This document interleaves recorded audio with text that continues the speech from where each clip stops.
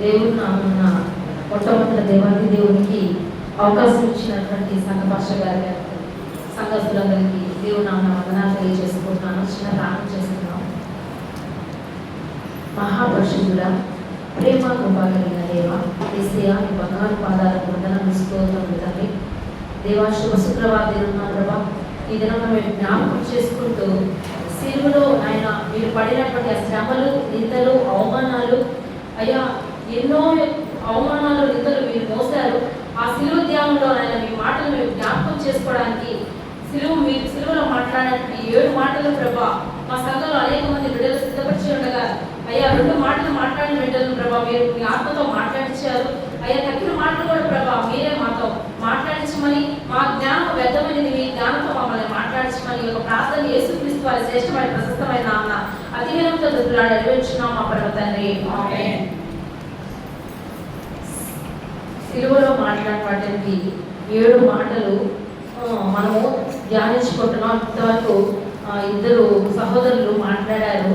అయితే 3వ మాటగా దేవుడు నాకు ఇచ్చిన విధానం బట్టి దేవునికి కృతజ్ఞతలు తెలియజేసుకుంటున్నాను.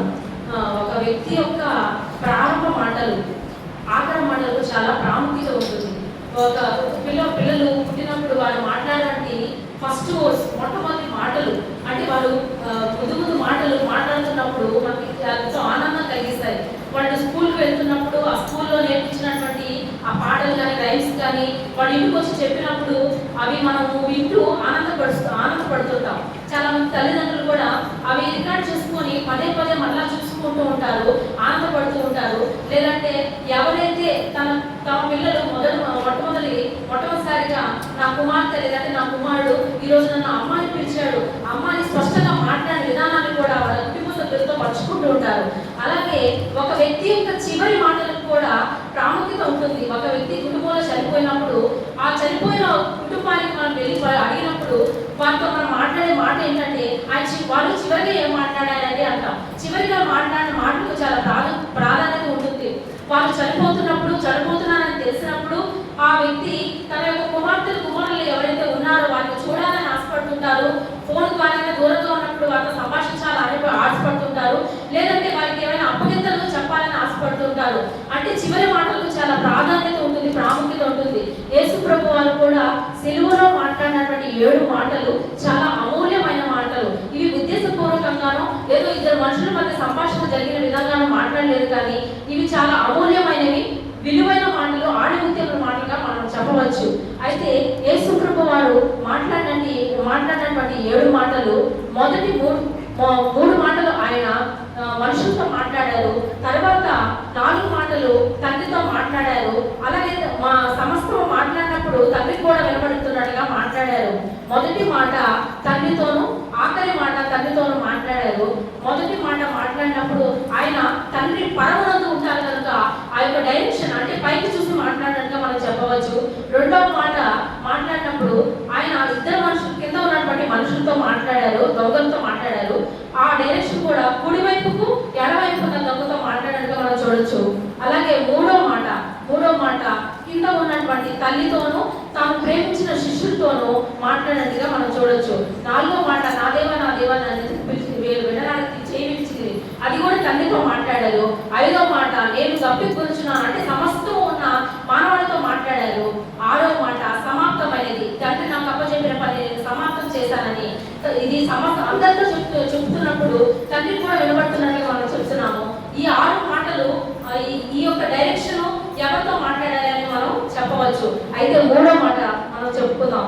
ఈ 3వ మాట యోహాను సువార్త 19వ అధ్యాయము 26-27 వచనాలు మనం చూసినట్లయితే, యేసు తన తల్లియు తాను ప్రేమించిన శిష్యులను దగ్గర నిలుచుండట చూచి, అమ్మా ఇదిగో నీ కుమారుడు అని తన తల్లితో చెప్పాను. తర్వాత శిష్యుని చూసి ఇదిగో నీ తల్లి అని చెప్పాను. ఆ గడియ నుండి ఆ శిష్యుడు ఆమెను తన ఇంట చేర్చుకొనెను. యేసు ప్రభు వారు మరి ఇంకా మరణానికి దగ్గరలో ఉండగా 6 గంటల సమయం ఆయన సిలువలో వేలాడారు. అయితే ఈ 6 గంటలు ముగిసిన తర్వాత 3 గంటల ప్రాంతంలో ఆయన ప్రాణాన్ని విడిచి తన తండ్రికి ఆత్మను అప్పచెప్పాడు. తన తండ్రి చేతికి ఆత్మను అప్పచెప్పిన తర్వాత ఈ విధంగా ఆయన యొక్క సిలువ మరణం జరిగింది. అయితే తాను సిలువ వేయబడినప్పుడు తాను అంత శ్రమలో ఉన్నప్పుడు ఆయన ఆ యొక్క సిలువను మోసుకొని వెళ్ళినప్పుడు, ఇందాక లక్ష్మి చెప్పింది, అలాగే కృష్ణవేణి కూడా చెప్పింది, ఆ ముళ్ళ కిరీటాన్ని ఆ కొరడాలతో కొట్టినప్పుడు, అది వీపు మీద కొట్టినప్పుడు చర్మంతో పాటు కండలు కూడా చీల్చుకొని వచ్చేదంట. ఆ రక్తము సెలించబడింది. ఆయన శరీరంలో, ఆ యొక్క దేహంలో ఒక్క రక్తపు పొట్టు కూడా లేకుండా బాడీ యొక్క డీహైడ్రేషన్ అయిపోయింది. డీహైడ్రేషన్ అంటే ఒంట్లో చెమ్మ లేకుండా అయిపోవడం. ఇప్పుడు మనకి కొన్నిసార్లు అనారోగ్యం వచ్చినప్పుడు ఆ ఒంట్లో నీరసించిపోతారని డాక్టర్ దగ్గరికి వెళ్ళినప్పుడు సరైన పెట్టుకోండి మీ ఇంట్లో, మీ ఒంట్లో దేహంలో ఏది లేదని చెప్తూ ఉంటారు. అలా డీహైడ్రేషన్లోకి వచ్చేసారు ఆయన. ఒంట్లో ఒక రక్త పొట్టు కూడా లేదు. ఆయన ఆ యెరూషలేములో వీధుల్లో ఆ మోసుకొని ఆ సిలువ మీద ఆయన ఎక్కించారు. ఆకాశానికి భూమికి మధ్యలో ఒక కొయ్య మాను మీద, నిలువు కొయ్య మీద ఆయన తలభాగం నుంచి శరీర కాడభాగం వరకు మేకులతో అమర్చారు. అడ్డు కొయ్య మీద ఆయన యొక్క చేతులను అమర్చారు. అమర్చినప్పుడు ఆయన అటువంటి స్థితిలో ఉన్నప్పుడు కూడా ఆయన తర్వాత 4 సహోదరులు ఆయనకు ఉన్నారు. అయితే నేను చనిపోయిన తర్వాత నా బాధ్యత, నా 4 సహోదరులు ఉన్నారు కదా, ఆయన తర్వాత 4 సహోదరులు పుట్టారు, ఆయన వాళ్ళు కూడా ఉన్నారు, వాళ్ళు కూడా చూసుకుంటారు కానీ ఆయన అనుకోలేదు. అయితే తాను దగ్గర నిలుచున్నటువంటి తన యొక్క శిష్యుని చూసి, తను ప్రేమించిన శిష్యుని తన దగ్గర నిలుచుని చూసి, అమ్మా ఇదిగో నీ కుమారుడు అని తన తల్లి చెప్పాను. మొదట తల్లికి చెప్పాడు ఆ మాట, అమ్మా ఇదిగో నీ కుమారుడు, ఈ రోజు నుంచి ఈ కుమారుడు నా బాధ్యతను ఈ కుమారుడే తీసుకుంటాడు. నీకు చేయాల్సినటువంటి ప్రతి బాధ్యతను తాను ప్రేమించినటువంటి యోహోను, తనకి ఇష్టమైనటువంటి యోహోను ఆ బాధ్యతను తీసుకుంటాడని యేసు ప్రభు వారు తన తల్లితో ఈ మాటలు చెప్పారు. అది దానికి ఒక రెఫరెన్స్ మనం చూద్దాము. తల్లిదండ్రులకి పిల్లల్ని ఎలా చూసుకోవాలనే మాట మనకి రెఫరెన్స్ ఉంది. ఎఫెసీయులకు రాసిన పత్రిక 6వ అధ్యాయము 2వ వచనం, తండ్రులారా మీ పిల్లలకు కోపము రేపక ప్రభు యొక్క శిక్షలోను బోధలోను వారిని పెంచుడి.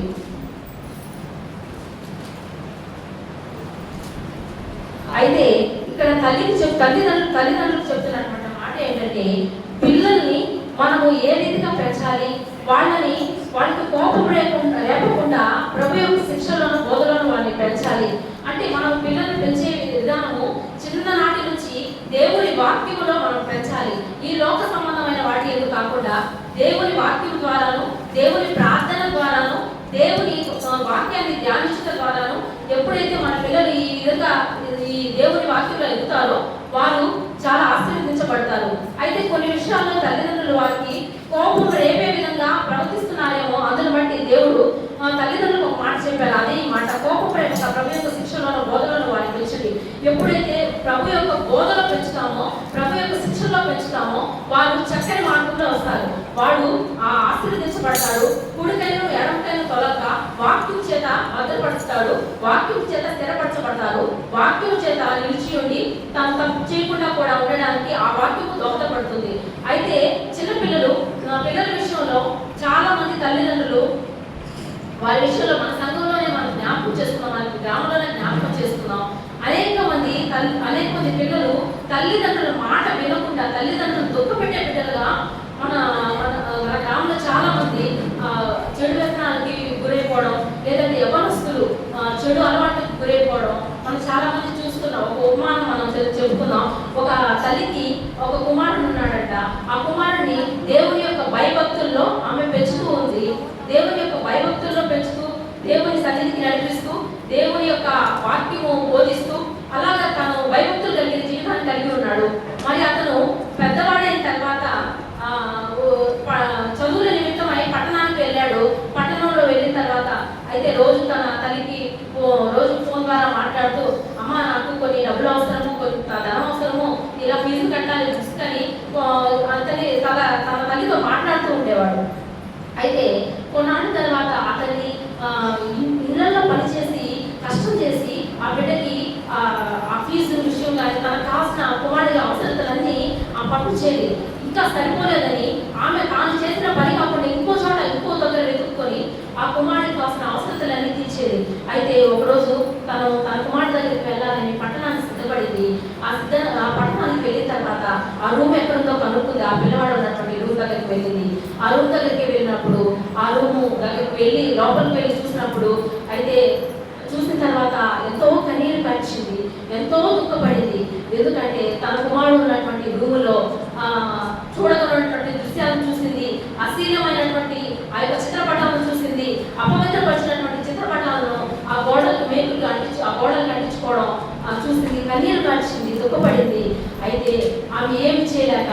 ఆమె వెళ్ళి బయటకు వెళ్ళి యేసు ప్రభు వారు సిలువ వేసినటువంటి ఒక పటాన్ని తీసుకొని వచ్చి ఆ కుమారుడికి ఇచ్చింది. అయితే అప్పుడే కుమారుడు వచ్చాడు. కుమారుడు చూసి మరి నా తల్లి వచ్చింది, మరి నా గురించి తెలిసిపోయిందేమో, నా జీవిత విధానంతో తెలిసిపోయిందేమో, మరి నాకు ఇంకా ఫీజులు ఇవ్వదేమో, నన్ను ద్వేషిస్తుందేమో అని కంగారుగా కుమారుడు మాట్లాడుతున్నాడు. మాట్లాడినప్పుడు ఆ రోజు రాత్రి అక్కడే ఉండింది. తర్వాత ఆ కుమారుడితో చెప్పిన మాట ఏంటంటే, కుమారుడా, నీవు రెండంతల శిక్షణ అనుభవించబోతున్నావు. మరి మునుపటి జీవితాన్ని నువ్వు కలిగి ఉండాలి. నువ్వు మరలా మార్పు పొందు, మరలా మామూలుగా నీవు దేవుడిలో కొనసాగు, దేవుని యొక్క భయభక్తుల్లో నువ్వు ఇవన్నీ ఎలా ఉన్నావో అలా కొనసాగని ఆ తల్లి చెప్పి ఆ మాటను చెప్పి అక్కడి నుంచి వెళ్ళిపోవడం జరిగింది. తర్వాత తాను తల్లి ఇచ్చిన ఆ యొక్క చిత్రపటాన్ని తీసుకొని ఆ తల్లి మీద ఉన్న ప్రేమతో చిత్రపటాన్ని తీసుకొని తన గదిలోకి వెళ్ళి పెట్టాడు. పెట్టిన తర్వాత తన్ని ఆ యొక్క చిత్రపటాన్ని ప్రతిరోజు నిత్యం చూస్తూ ఉన్నాడు. ఆ యొక్క సిలువ యేసుప్రభు వారు సిలువ కొయ్యమాల మీద ఎలా అన్నటువంటి ఆ పటాన్ని ప్రతిరోజు చూస్తున్నాడు. చూసిన తర్వాత అయితే అపవిత్రమైన చిత్రపటాలన్నింటినీ అయితే దేవుడు పరిశుద్ధుడు కదా, మరి పరిశుద్ధమైనటువంటి పట్టాలు ఉండడం అతనికి ఇష్టం లేకుండా పోయింది. ఒకనొక రోజున రోజు చూస్తున్నాడు. ఆ రూమ్లో ఉన్నప్పుడు మనకు కనిపించే వస్తువులని మనం చూస్తూ ఉంటాం. అలాగే ఆ కుమారుడు కూడా చూస్తున్నాడు.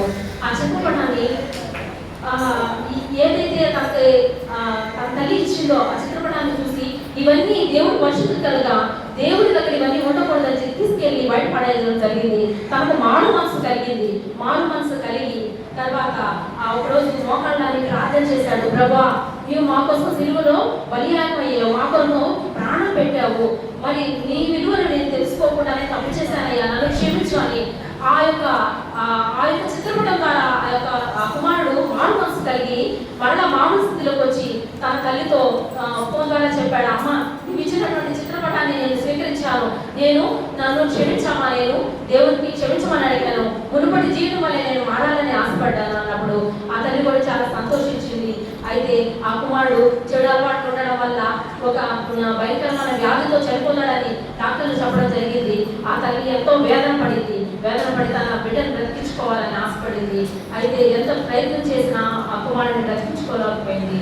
అయితే తన ఒక దైవ దాసం దగ్గరికి వెళ్ళి ప్రార్థన చేయించింది. నా కుమారుడు చెడిపోతున్నాడు, నా కుమారుడు చెడు అలవాటు బానిసైపోతున్నాడు అని చెప్పి ప్రార్థన చేయించడానికి తీసుకెళ్ళింది. అయితే ఫస్ట్ ఇలాగే ఉన్నప్పుడు ఆ దైవ దాసం దగ్గరికి తీసుకెళ్ళినప్పుడు ఆ కుమారుడు ఏమన్నాడంటే, ఈ పాస్టర్లు ఇంతేను, మా దేవుడిని తెలుసుకోమని చెప్తూ ఉంటారు, మా రక్షణలోకి రమ్మంటారు, ఇంకా ఇలాంటి మాటల ద్వారా వాళ్ళు మనల్ని ఆకట్టుకుంటారనే మాటను ఆయన తన తల్లితో చెప్పినప్పుడు తల్లి ఇలాంటి మాటలు మాట్లాడకూడదు, దైవ సేవకులు అంటే దేవుని ఆత్మతో మాట్లాడేవారని గద్దించింది. అలా అప్పుడు చివరిసారిగా మరలా వెళ్ళి అదే దైవ సేవకుల దగ్గరికి వెళ్ళి ఆ యొక్క కుమారుడు, నేను తప్పుగా మాట్లాడాను, నన్ను క్షమించండి, నన్ను ఎలా బ్రతికించండి, నేను నాకు బ్రతకాలని ఆశ ఉందని ఆ దైవ సేవకుల దగ్గర తన తప్పు తెలుసుకొని పశ్చాత్తాపడి అయ్యా క్షమించమని అడిగితే ఆయన కూడా ఫలితం లేకుండా పోయింది. ఒకనొక దినం నా కుమారుడు మరణించాడు. అయితే ఆ కుమారుడిని తెప్పించుకోలేకపోయింది, కానీ కుమారుడు బాప్తిసం తీసుకొని రక్షణలోకి వచ్చాడు. అయితే ఆత్మను మాత్రం రక్షించగలిగింది ఆ యొక్క తల్లి. అయితే కుమారులు పిల్లలు మన దగ్గర మనం పెరిగేటప్పుడు మన దగ్గర ఒక యవనకాలంలోకి వచ్చినప్పుడు మన దగ్గర ఒకలాగా ఉంటారు, బయట ఇంకోలాగా ప్రవర్తిస్తారు. అది వారి యొక్క వయసు తీరు ప్రభావం. కానీ ఈ వయసుని వాక్యం ద్వారా నడిపించుకోవాలంటే మన పిల్లలు దేవుని యొక్క బైబిల్లోను భక్తిలోను మనం ప్రార్థన చేసే విధానంలోనూ వారు చక్కగా నడవడిక వస్తుంది. అలాగే యవనస్తులు, అనేక మంది పిల్లలు యవనస్తులు చాలా చెడు మన గ్రామంలోనే చూస్తున్నాం. చాలా మందికి ఈ మధ్య కాలంలో మన గ్రామంలో తల్లిదండ్రులను దొక్కుపెట్టే బిడ్డలను కోల్పోయిన తల్లిదండ్రులు ఎంతగానో దుఃఖించారు. వారి ఆశ ఇప్పటివరకు మనం ఒక మాట చదువుకున్నాం, అమ్మలారా ఎదురారా నా కోసం ఏడవద్దు, మీ నిమిత్తం మీ బిడ్డల కోసం ఏడవమన్నారు. మనందరం జీవించేది మన బిడ్డల కోసమే. ఎంత కష్టం వచ్చినా కూడా, ఎంత కష్టమైనా కూడా కష్టం చేసి పిల్లలు బాగుండాలని, మనలా కష్టపడకూడదని, మనం ఒక మంచి స్థాయిలో ఉన్నా కూడా మనకంటే ఎక్కువ స్థాయిలో గొప్ప స్థాయిలో చూడాలని ప్రతి తల్లిదండ్రులు కూడా ఆశపడుతూ ఉంటారు. వాళ్ళు ఎంత గొప్ప స్థాయిలో ఉన్నా కూడా ఒక మెట్టు ఎక్కువగానే ఉండాలని ఆశపడుతుంటారు. వాళ్ళు తక్కువ స్థాయిలోనూ ఈ విధంగా కష్టపడ్డాము వాళ్ళ ఇష్టం లేక మీరు చదువుకోవడానికి మన తల్లిదండ్రులు మన చిన్నప్పుడు మనకు చెప్పేవాడు, మీరు చదువుకుంటే ఒక మంచి ఉద్యోగం వస్తుంది, మాలా ఇబ్బంది పడకూడదు, మాలా కష్టపడకూడదు అని మన తల్లిదండ్రులు మనకు ఎన్నోసార్లు చెప్తుంటారు. అయితే మనం అది వినకుండా నిర్లక్ష్యం చేసి ఈరోజు మనం బాధపడుతుంటాం. ఎప్పుడు మనకు ఆ బాధ కలుగుతుందంటే మన తల్లిదండ్రులు మనకు కూడా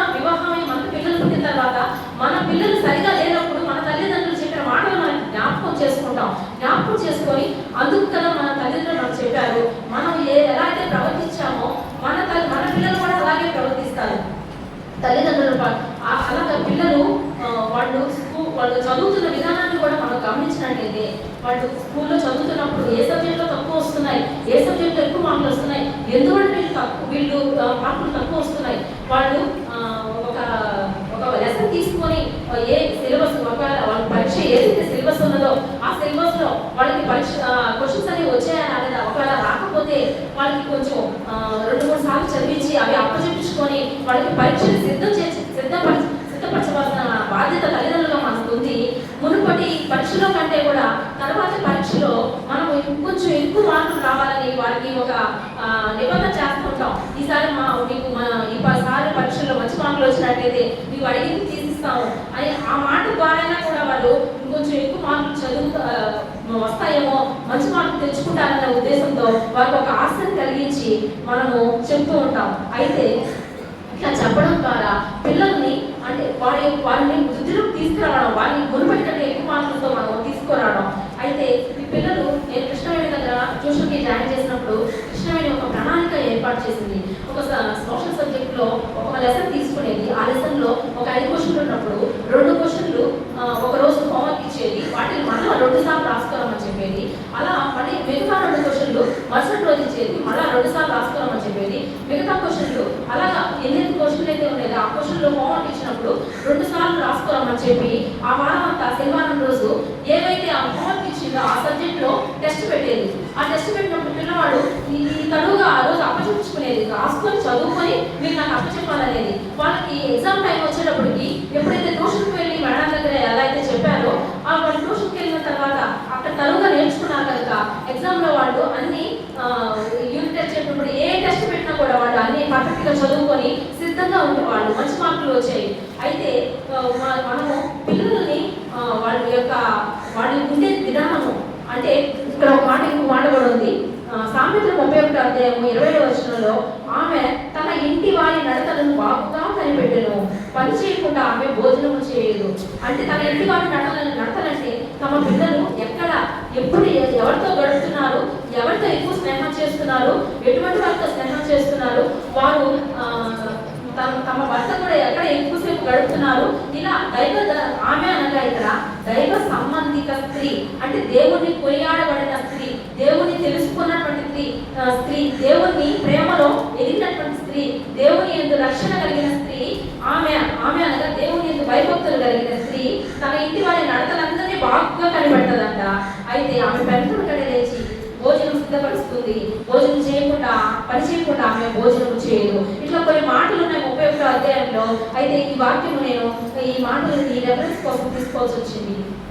యవన కాలంలో ఉన్న పిల్లలు ముఖ్యంగా వాటిని మనం భద్రపరచాలంటే దేవుని వాక్యము, దేవుని ప్రార్థన మన కుటుంబంలో ఉండాలి. ఉదయకాల ప్రార్థనలో జమాయక్క రోజు తన కుమారుడు గురించి కన్నీటితో ప్రార్థన చేస్తూ ఉంటుంది. తన కుమారుడు గురించి ఎంతో ఎప్పుడు నిత్యము ప్రార్థన చేసేటప్పుడల్లా కన్నీటితోనే ప్రార్థన చేస్తుంది. తన కుమారుడు ఏదో ఒక రోజు దేవుడు మార్చుతాడు, అక్కడ సాక్షిగా నిలబడుతుందని ఆశ నాకైతే ఉంది. అలాగే మన పిల్లలను కూడా మనం కట్టుకోవాలంటే, మన పిల్లలను కూడా మనం చక్కబెట్టుకోవాలంటే దేవుని ప్రార్థన మనకు అవసరము. దేవుని ప్రార్థన, దేవుని వాక్యము, దేవుని ప్రార్థన ఖర్చు వేసుకోవాలి. పిల్లలు యవన కాలంలో ఉన్నప్పుడు నాయన వాళ్ళు తొలగిపోకుండా ఉండేదానికి ప్రభువా నీవు ఆ బిడ్డలను కాపాడు, వారికి జ్ఞానం ఇవ్వు. చదువులో వీక్గా ఉంటే ఏ స్థితిలో వాళ్ళు బలహీనంగా ఉన్నారు, చదివిని మర్చిపోతున్నారా లేదంటే గుర్తుపెట్టుకోలేకపోతున్నారా, జ్ఞానం పొదువుగా ఉన్నదా, ఇవన్నీ విషయాల గురించి పిల్లలు ఎదగడానికి మనం ఒక ప్రార్థనలో మనం దేవుడిని వేడుకుంటూ ఉండాలి. అలాగే తల్లిదండ్రులకి పిల్లల గురించి ఎలాంటి కోపం లేక ఇలా పెంచాలనే మాట యేసు ప్రభు వారు ఈ మాటలు తెలిపారు. రెండవ మాటగా తరువాత శిష్యుని చూసి ఇదిగో నీ తల్లి అని చెప్పాను. అలాగే తాను ప్రేమించినటువంటి యోబును చూసి ఇదిగో ఈమె నీ తల్లి, ఈ రోజు నుంచి ఈమెను నువ్వు ఇంట చేర్చుకోరు, ఈ గడియ నుంచి ఆ శిష్యుడు ఆమెను తన ఇంట చేర్చుకోలేను. ఇంట చేర్చుకోవడం అంటే తన తల్లి బాధ్యతలను ఎవరైతే నిర్గమకాండం 20వ అధ్యాయం 12వ వచనంలో నీ దేవుడైన యెహోవా నీకు అనుగ్రహించు దేశంలో నీవు దీర్ఘాయుష్మంతుడన్నట్లు నీ తండ్రిని తల్లిని సన్మానించుము.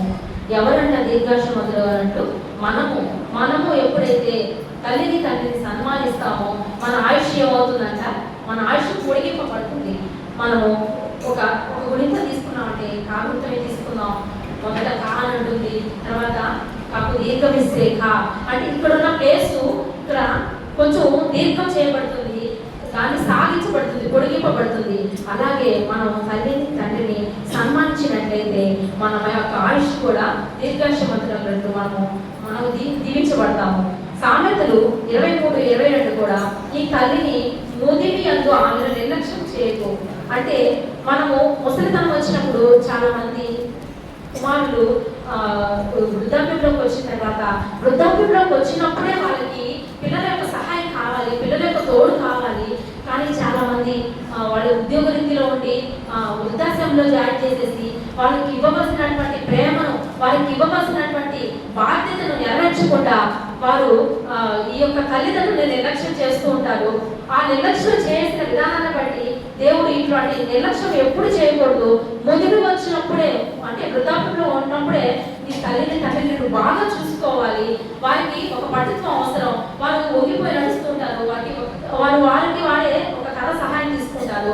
ఎలా అయితే వారు సహాయపడుతుంటారు కర సహాయంతో అన్ని పనులు వారు ఇతరుల మీద ఆధారపడలేదు కాక వాళ్ళు కొంత వరకు మా పని మేము చేసుకోవాలని, ఇతరులు ఇబ్బంది పెట్టకూడదని వాళ్ళు ఒక నిర్ణయం తీసుకొని వాళ్ళు ఈ విధంగా సహాయపడుతుంటారు. అయితే మనం ఎప్పుడు కూడా మన తల్లిదండ్రులను నిర్లక్ష్యపరచకూడదు.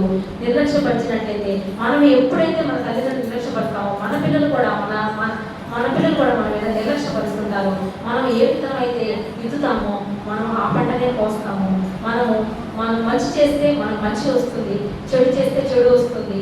అయితే మనము దేవుని చెప్పిన మాటల ప్రకారము తల్లిని తండ్రిని నిర్లక్ష్యం చేయకుండా మనము గౌరవించాలి, సన్మానించాలి. అలా చేయడం వల్ల ఎఫెసీయులకు రాసిన పత్రిక 6:2 వచనంలో నీకు మేలు కలిగినట్లు నీ తల్లిని సన్మానించుము. ఇదన్నీ చేయడం వల్ల ఎవరికంటే మేలు, ఎవరికంటే ప్రయోజనం అంటే ఆ పిల్లలకి, ఆ కుటుంబ సభ్యులలో ఉన్నటువంటి తల్లిదండ్రులకు మేలు చేయడం వల్ల, తల్లిదండ్రులకి సహాయం చేయడం వల్ల ఆ యొక్క కుమారుడికి పిల్లలకి మేలు కలుగుతుందని మాట మనం చెప్పబడింది. అయితే సామెతలు 20:20 తన తండ్రినేను తల్లినేను దూషించి వారి దీపము కారు చీకటిలో ఆరిపోవును. ఎవరైతే తల్లిని తండ్రిని దూషించి మాట్లాడతారో ఈ మధ్య అసలైతే తల్లిని తండ్రిని చాలా మంది కొట్టే స్థితికి కూడా వస్తారు. వాళ్ళని దూషించి మాట్లాడుతూ ఉంటారు, వినకూడనటువంటి మాటలు పదజాలంతో మాట్లాడుతుంటారు తల్లిని తండ్రిని. అయితే అటువంటి వారి యొక్క దీపం కారు చీకటిలో ఆరిపోను. దీపం అంటే ఏంటో తెలుసా? ఇక్కడ ఆదికాండం 2వ మాట్లాడబడింది. నరుని ఆత్మ యెహోవా పెట్టిన దీపము. నరుని ఆత్మ ఎప్పుడైతే మనకు తొలగిపోతుందో, ఆ కుమారుడు ఎప్పుడైతే ఈ విధంగా తల్లిని దూషిస్తాడో మరణాంతకాలంలో వెళ్ళిపోయి చనిపోతాడు, తన దీపాన్ని పోగొట్టుకుంటాడు, ఆత్మ వేసుకుంటాడు తనే. అయితే తల్లిదండ్రుల పట్ల మనం ఎప్పుడు నిర్లక్ష్యం చేయకూడదు. తల్లిదండ్రులు ముదిమి వచ్చినప్పుడు వారిని కేర్ తీసుకోవాలి, జాగ్రత్త తీసుకోవాలి. వారు మనం చిన్నపిల్లలుగా ఉన్నప్పుడు మనం నడకరానప్పుడు చేతులతో పాకుతుంటూ నడుస్తున్నప్పుడు, లేదంటే ఏదైనా చిన్న బాధపడినా కూడా మనం ఎత్తుకొని ఎన్ని సంవత్సరాలు వాళ్ళు మనల్ని కష్టపడ్డారో. అయితే మన పిల్లలు మనకు పుట్టినప్పుడు మన పిల్లల విషయంలో మనం కష్టపడినప్పుడు ఆ విలువ తెలుస్తుంది. ఒక్కొక్కరికి 3-4 సంతానం, పాతకాలంలో అయితే 7 సంతానం ఉండేది. అంతమంది పిల్లల్ని ఎలా పోషించాలని మనకైతే ఇప్పట్లో అయితే 2-3 కంటే ఎక్కువ మరి పిల్లలు ఉండట్లేదు. అప్పుడు వాళ్ళు ఎలా పోషించుంటారు, ఎలా వాళ్ళని రిసీవ్ చేసుకుంటారు, ఎలా వాళ్ళకి అప్పుడు పెంచిన విధానం ఏంటంటే భయభక్తులతో కలిగిన విధానం. ఇప్పుడైతే తల్లిదండ్రుల నుంచి తొలగిపోతున్నారు. అలాంటి జీవితాన్ని జీవించకుండా మరి ఆ యొక్క ప్రేమ కుమారుడైన శిష్యుడైనటువంటి యోగోను ఈ రోజు నుంచి నేను చనిపోతున్నాను, ఈ మరియను నీ తల్లిగా చేర్చుకో, ఆమె ముదిమి వచ్చినప్పుడు నిర్లక్ష్యం చేయొద్దు, అనారోగ్యం వచ్చినప్పుడు వారిని తీసుకెళ్లి హాస్పిటల్లో చూపించడం, లేదంటే నిర్లక్ష్యం చేయకుండా ఇంట్లో ఉంచుకొని తగ్గిపోతుందని మానసిక తీసుకొని రాకూడదు. అలా తీసుకొని వస్తే మనం దాని శిక్షణ పాత్రలు అవుతాం మనం దానికి శిక్షకి. అయితే ఇంకా కూడా తల్లిదండ్రులు వృద్ధాప్యంలోకి వచ్చినప్పుడు వారి యొక్క బాధ్యత మనం స్వీకరించాలి. ఎప్పుడు కూడా వాళ్ళని నిర్లక్ష్యం చేయకూడదు అనే మాటను కుమారుడైనటువంటి యోహోనుకు యేసుప్రభు వారు చెప్పారు. ఈ 2 మాటలు జ్ఞాపకం చేసుకుంటూ అయితే నా తల్లి విషయం కూడా నేను చెప్తున్నాను. నా తల్లి కూడా మాకైతే 3 విషయంలో కూడా మా అమ్మ నాన్న చాలా బాధపడిన సన్నివేశాలు ఎక్కువ అయితే మా తమ్ముడి విషయం ఒకనొక రోజున మా తమ్ముడికి కుటుంబంలో వాడు చిన్నపిల్లవాడు వాడు వచ్చి అల్లరి చేస్తూ ఉండేది. ఏదంటే ఏదైనా తిప్పితే కాలుతో నెట్టేసేయడం అలా జరుగుతూ ఉండేది. ఒకరోజు రాత్రి అమ్మ ఏదో అయింది, కిరోసిన్ స్టవ్ అప్పుడు ఆపి అన్నం ఆపి, అప్పుడు గ్యాస్ స్టవ్ ఉండేది కాదు, కిరోసిన్ స్టవ్ ఉండేది. అమ్మ పక్క రోజు మా ముగ్గురికి క్యారేజ్ రెడీ చేయాలని చెప్పి ముందు రోజే అన్ని సిద్ధపరచుకునేది. ఏదైనా కూరలు కూడా ఆకుకూరలు ఉంచుకోవడం కానీ, చిక్కుడుకాయలు ఉంచుకోవడం కానీ, ఏదైనా చట్నీ చేసుకొని ముందుగా రెడీగా 7 గంటల్లో వ్యాన్ వచ్చేది. 7 గంటల్లో మా ముగ్గురికి లంచ్ అంతా రెడీ చేసి సిద్ధపరిచేది. ఇవన్నీ ముందు రోజే సిద్ధపరచుకునేది. అప్పుడు గ్యాస్ స్టవ్ ఉండేది కాదు, కిరోసిన్ స్టవ్ ఉండేది. ఆ స్టవ్కి అప్పుడే అమ్మ 2 లీటర్ల కిరోసిన్ నింపి అప్పుడే అన్నం వచ్చి అన్నం ఆపేసింది. ఆపేసిన తర్వాత మా తమ్ముడు ఈ కోపంగా ఏదో మాట్లాడింది, వాడి కాస్త కొట్టాడు. కొట్టిన తర్వాత అప్పుడే ఆ వంటగదిలో వాడు ఉండిపోయాడు, యువతల అమ్మ ఉండిపోయింది. అది మండుకునేది, పెద్ద మంట వచ్చేసింది, బాగా మండిపోయింది. 2 లీటర్ల కిరోసిన్ అది కాగి అది ఉన్నంతసేపు మండింది. అయితే పెద్ద కేకలు, అమ్మ అరువులోకి వెళ్తుంటే ఆ రోజు మా అమ్మమ్మ కూడా చాలా మంది చుట్టాలు వచ్చినారు. ఆ అమ్మ అరువులోకి వెళ్ళి మా తమ్ముడిని రక్షించాలని వెళ్తుంటే అమ్మ ఆ మంటల్లో చుట్టుపోతుందేమో, ఎందుకు ఆ మంటల్లోకి వెళ్ళిపోతుందో అని వీళ్ళంతా అమ్మ లాగుతున్నారు. అమ్మ లాగుతుంటే మా ఇంటి తిరిగా ముస్లిం వాళ్ళు ఉన్నారు. అంకులు చూసి లోపల బాత్రూంలోకి వెళ్ళి వాటిని నీళ్ళు పోసుకొని తల తడుచుకొని వచ్చేసి ఆ వంటల్లోకి వెళ్ళి అక్కడంతా పిలిచాడు, ఎక్కడా పలకలేదు. పైన 6 అటకలే ఉన్నాయి, పైన అటకలో మెష్ ఉంది, మెష్ పైకి ఎక్కేశాడు. ఆ సెకండ్ కనుక్కోవాలని మెష్ పైకి ఎక్కేశారు. అంకులు ఎలా తీసుకొని వచ్చారో తెలియదు కానీ బయటకు తీసుకొని వచ్చారు. అయితే తీసుకొచ్చిన తర్వాత ఇమీడియట్గా రామచంద్రారెడ్డి హాస్పిటల్కి తీసుకెళ్లారు. శరీరం పక్కంతా చేయాలి, ఇదంతా కాలి గాయమైపోయింది. అయితే ఆ రోజు రాత్రి అమ్మ పడుకొని ఉంటే బొప్పంతో శరీరం అది చాలా గాయమైపోయింది శరీరం అంతా. అమ్మ ఏమి చేయలేదు, ఉండిపోయింది. అయితే ఆ గాయాన్ని మార్చలేకపోయింది, ఆ స్థితిని చూడలేకపోయింది. ఏమి చేయలేదు సహాయ స్థితిలో మంచం దగ్గర కూర్చొని కాలిన గాయాలు చల్లని గాలి వస్తుంటే అది హాయిగా అనిపిస్తుంది, కానీ ఏమి చేయలేని సహాయ స్థితిలో అక్కడే ఉండిపోయింది. అది చూస్తున్నప్పుడు నేను అమ్మ తమ్ముడు చూసి ఆడడం, ఒకడు బాగా తట్టుకోలేక అరుస్తూ ఉండడం ఇదంతా చూసింది. అయితే పిల్లల వల్ల మేమంటే మా తల్లిదండ్రులకి ఏ విధమైన సంతోషాన్ని ఇవ్వలేకపోయాము. అన్న చూస్తే అన్న పుట్టుకతో పోలియో రాలేదు, కానీ 10వ నెలలో నడకొచ్చింది. తర్వాత అన్నకి పోలియో రావడం జరిగింది. ఆ తర్వాత అన్న గురించి వేదన, తర్వాత నా గురించి నాకు వివాహం అయిన తర్వాత నా గురించి అమ్మ వాళ్ళు వేదన పడ్డారు. అయితే మా అమ్మ నాన్న ఇంకా మంచి తల్లిదండ్రులు దేవుడు మాకు ఇచ్చినందుకు దేవుడికి కృతజ్ఞతాస్తుతులు. వారి వివాహం అయినప్పటి నుంచి చనిపోయే వరకు కూడా అమ్మ మా గురించే బాధపడింది. అమ్మకి అనారోగ్యం వచ్చిన తర్వాత ఆమె తీసుకునే ఆహారం ఎటువంటిదంటే నాన్న తీసుకోవద్దని చెప్పారు. అయితే పూర్తిగా మానేసింది. ఒకరోజు అమ్మ క్యారెట్ ఖాళీ చేసింది. ఒకసారి కొద్దిగా ఏమని నేను అడిగినప్పుడు అది తీసుకొని తింటూ ఉంటే ఆహారం ఎలా ఉందంటే దానిలో ఉప్పు లేదు, కారం లేదు, దానిలో ఏమీ లేదు. అయితే అటువంటి పత్తిపు ఆహారాన్ని ఆమె తీసుకుంది. నేను తిని చూసి ఇట్లాంటి ఆహారం నీకు ఎలా దొరుకుతుందంటే ఏం చేయమంటావు, పత్తిపు కదా తినాలి. ఎందుకని అలా తినింది అంటే మా కోసం బ్రతకాలని ఆశ, బిడ్డల కొరకు బ్రతకాలని ఆశ. నేను చనిపోతే పిల్లల భవిష్యత్తు ఏంటి, వాళ్ళ భవిష్యత్తు ఏంటి. ఆమె చివరిగా కోరుకుంది ఏంటంటే తమ్ముడికి వివాహం జరగాలని కోరుకుంది. చాలా సంబంధాలు చూశారు. అయితే తమ్ముడు ఇప్పుడు కాదు, ఉద్యోగం వచ్చిందని చూసుకుంటాను నేనే ఖాళీగా ఉంటే మరి ఇంకొక వాళ్ళని పోషించాలంటే నా దగ్గర డబ్బులు అవసరం కదా, డబ్బుకు నేను అవసరం వస్తుందా, వాళ్ళు చేసుకున్న వారి ముందు నేను రిజల్ట్ అయిపోతాను అని కొన్ని కారణాల చేత ఉద్యోగం వచ్చే వరకు మా తమ్ముడు వివాహం చేసుకోలేదు.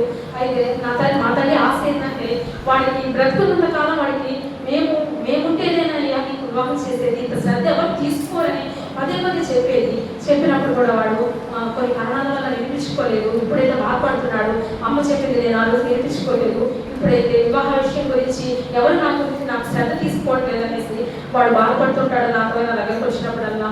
అయితే అమ్మ చిన్నసారిగా కోరుకుంది ఏంటంటే ఈ లోపు మా తమ్ముడు వివాహం జరగాలని కోరుకుంది. నాకు ఏ రోజు ఎలా అయిపోతుందో తెలియదు. అమ్మకు అనారోగ్యం వచ్చిన తర్వాత 18 సంవత్సరాలు దేవుడు ఆశించి ఆమెను బ్రతికించాడు. అయితే అనారోగ్యం వచ్చిన తర్వాత ఆమె ఏ రోజు ఎలా ఉంటుందో తెలియదని వివాహం జరగాలని, వివాహం చేయాలని, వారి ఎదురు చేతులుగా వివాహం చేయాలని ఆమె ఆశపడింది. అయితే ఆ ఆదరణ కుటుంబం రోజు అమ్మ ఆదరణ కుటుంబంలో ఒక సంఘ పాస్టర్ గారు చెప్పినటువంటి మాట ఏంటంటే, ఆమె ఈ లోకంలో తన కుమారుడు యొక్క బాధ్యతను వివాహం జరిగించాలని కోరుకుంది. ఈ లోక బాధ్యతలు తల్లిదండ్రులు కూడా చనిపోయే లోపల ఎవరైనా కూడా మా పిల్లలు ఎవరైతే ఉన్నారో వారికి వివాహం జరిగించాలని, వారి యొక్క మంచి చెడులు చూడాలని, మా బాధ్యతలు ఏవైతే ఉన్నాయో మేము ఏ రోజు ఎలా అయిపోతామో అని చెప్పి వారి బాధ్యతలు నెరవేర్చాలని ఆశపడుతుంటారు. అలాగా నా తల్లి కూడా సహోదరుడికి వివాహం చేయాలని ఆశపడిన తర్వాత ఆ పాస్టర్ గారు చెప్పినటువంటి మాట ఏంటంటే, ఈ లోకపు బాధ్యతలు ఆమె తీర్చాలనుకుంది, కానీ దేవుడు అప్పచెప్పిన బాధ్యత మనం నెరవేర్చిందని ఆ దేవసేవకుడు ఒక మంచి స్టేట్మెంట్ ఇచ్చారు. దేవుడు అప్పచెప్పిన పని ఏంటంటే, అమ్మ చేతుల మీదుగా మా నలుగురికి రక్షణ భాగ్యం కలిగించింది. దేవునికి స్తోత్రం. ఆ కరోనా అమ్మ జూన్ నెలలో చనిపోవడం జరిగింది. ఆ ఏప్రిల్ నెలలో ఈస్టర్ పండుగ రోజు తమ్ముడికి నువ్వు రక్షణ తీసుకోయాను, బాప్తిసం తీసుకో అని చెప్తుంటే ఆఖరిసారి అది తీసుకోవడం జూన్ నెలలో అమ్మ చనిపోవడం జరిగింది. అంటే ఆమె చేతుల మీదుగా దేవుడు అమ్మ చెప్పినటువంటి రక్షణ భాగ్యాన్ని కుటుంబాలందరికీ రక్షణ భాగ్యం కలిగించింది. అయితే ఈ లోకపు బాధ్యతలు మాత్రం అమ్మ పూర్తి చేయలేకపోయిందని దేవసేవకుడు చెప్పినట్టు మాట చాలా సంతోషాన్ని కలిగించింది. అయితే మనం కూడా మన కుటుంబాన్ని కట్టుకోవాలంటే మన కుటుంబంలో కూడా అనేక మందికి రక్షణ భాగ్యం కలిగించాలి. మనం ఒక చోట వెళ్ళి మనం నిత్య జీవానికి పరలోక రాజ్యంలో చేరి వారి నరకానికి వెళితే అది మన సంతోషం కాదు. మన కుటుంబాలు కూడా మార్చబడాలి, మన కుటుంబంలో వారు కూడా రక్షణలోకి రావాలి. మన కుటుంబంలో బిడ్డలు మంచి మార్గంలో నడవాలంటే మనము వారిని ప్రార్థనలో నడిపించుకోవాలి. ఈ విధంగా యేసుప్రభు వారు తల్లి పట్ల బాధ్యతను కుమారుడికి యెహోవాకు అప్పచెప్పాడు, తల్లి బాధ్యతను శిష్యుడికి అప్పచెప్పాడు. అయితే ఇలాగ మనము మంచి పిల్లలుగాను మంచి తల్లిదండ్రులుగాను మనం ఉండాలి. ఎప్పుడు కూడా నిర్లక్ష్యం చేయకూడదనే మాటను తెలుపుకుంటూ ఈ వాక్యాన్ని ఇచ్చినటువంటి దేవునికి ఈ వాక్యం దీవించలాగా దేవునికి మరొకసారి వందనాలు స్తోత్రాలు తెలుపుకుంటూ అవకాశం ఇచ్చినటువంటి పాస్టర్ గారికి మరొకసారి వందనాలు స్తోత్రాలు తెలుపుకుంటూ